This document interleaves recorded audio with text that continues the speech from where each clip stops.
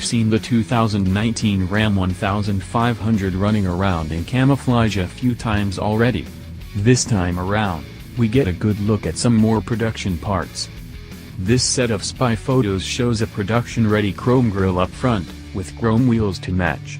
The shots also give a peek at the Ram's tow mirrors.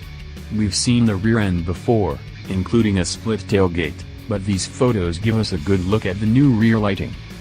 Previous spy shots also suggest that the Ram will mostly retain its steel body. We also suspect it to arrive with coil springs and an optional air suspension. Rumors suggest the possibility of a Turbo 4 version, hybrid technology, and even a possible competitor to the Ford F-150 Raptor with a juiced-up V8.